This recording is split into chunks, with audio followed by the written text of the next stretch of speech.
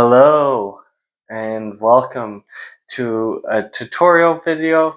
We will be looking at Savasana. So what is Savasana? It's corpse pose.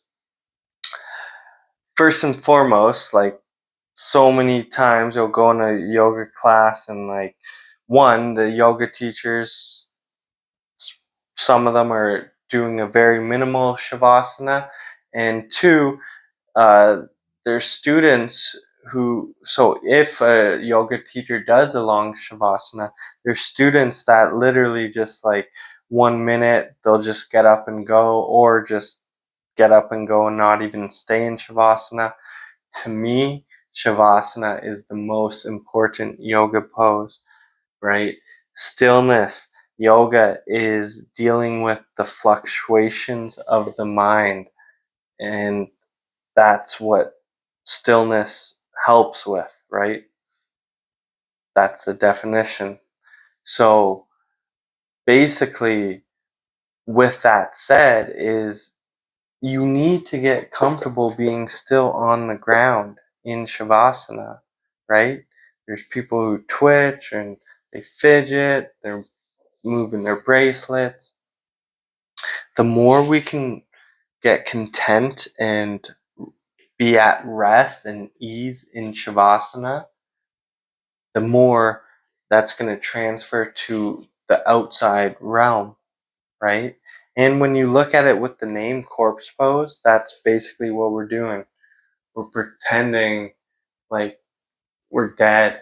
I know it sounds like dark, but you're pretending you're dead. The more comfortable you can be with that endpoint, with that final say in this meat suit, the better you'll be able to live life, right? People aren't living life enough, so they're already dead, okay? Get comfortable. We're all gonna die at some point, so live your life comfortably. Be nice and fit in the body, in the mind, in the spirit, so that when that time comes, you can face it that much easier. And to help you face it that much easier is getting comfortable in that corpse pose. So you can always, maybe it's a cold room, you can have a blanket set by. To me, I like to have my Shavasana as limited as possible with objects, with external stuff. But again, if you are corpse posing, they do rest a blanket over you. So you might want that blanket by. Maybe it makes you feel more cozy. That's awesome. Whatever helps you get more still and comfortable in that, the better. Sure, you can have a bolster, you can put it behind your knees, you can you can lie down on it, but still, I like to do my best to remove those near the end and just lay flat on my back. Things to think about, right? For every 10 minutes, so if you do 10 minutes, do 1 minute Shavasana minimum. If you do 20 minutes, do 2 minutes minimum. Okay? Don't make these Shavasanas fast, because now you did all this amazing work in class and then boom, you just get up and go. No, let it settle, do a nice thorough Shavasana, and integrate what you just learned physically, mentally. Okay? And then, so it can even be longer than that, but that's minimum time. So if you're doing a 60-minute class, minimum 6 minutes. Okay? Well, maybe 5, but that's it. And then, yeah, maybe it's bright, so blindfold, whatever gets you deeper into that sense. And when I'm on my back, right, I like to just let everything settle. And I'm looking, just like any other yoga pose, I'm looking for as much stillness, as much like getting away from the distractions of the world, right? Getting away from physical feeling of external stimuli. And I'm just trying to feel me. So sure, I'm feeling the floor at some points, but I'm just trying to get deep into the body and then feel everything settle and feel that stillness within.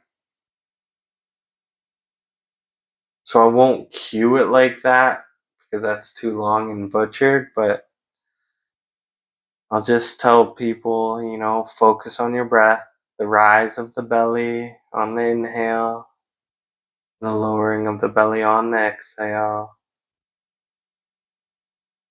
Maybe you're going to talk about their thoughts and just finding that stillness and letting it just, if there's any other thoughts that are wandering still or holding on, or maybe physical feeling, pain, whatever, holding on, just settle into those areas, use the breath and just start letting it go. So I'll cue things like that for a little bit. Depending on the Savasana, it'll be a bit longer, a bit shorter, but I want some time of just, after I cue those things, of just finding that stillness and feeling yourself settling more and more into the here and now.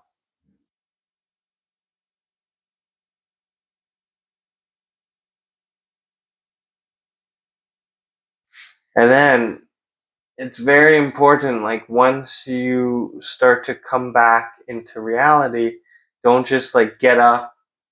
Okay, get up and then go, right? You're here. Bring the awareness back to the breath, the rising of the belly on the inhale, lowering of the belly on the exhale. Maybe start to cue them to move certain areas of the body slowly. I like to start to cue them to reach over the head, feet away from the hands. And then I'll start to cue, bringing the knees into the chest. Like you should start to get more in depth with your own body too, and know when you're racing this. When everything's feeling content and settled and at ease and at the right pace, you'll know and be able to pick up on it.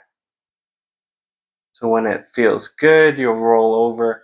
Usually the left side, because that's the feminine side. You've done a lot. You want to, nurture, get that parasympathetic nervous system going. Settle here for a sec, and then I'll press myself up. Settle into the Sukhasana.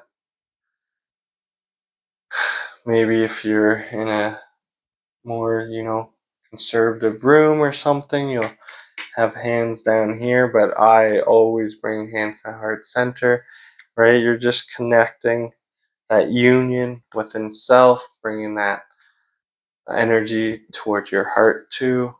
Connect that spine tall. I like to breathe in that love and gratitude for myself. Then I like to breathe out love and gratitude to everyone else. Sorry, I'm hiccuping. And then I exhale with a forward fold. So, sorry, I just got off track. I'm telling you how to sequence a whole end.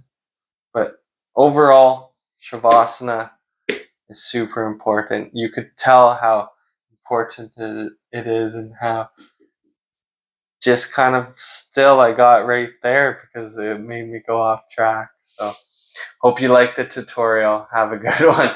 Ciao.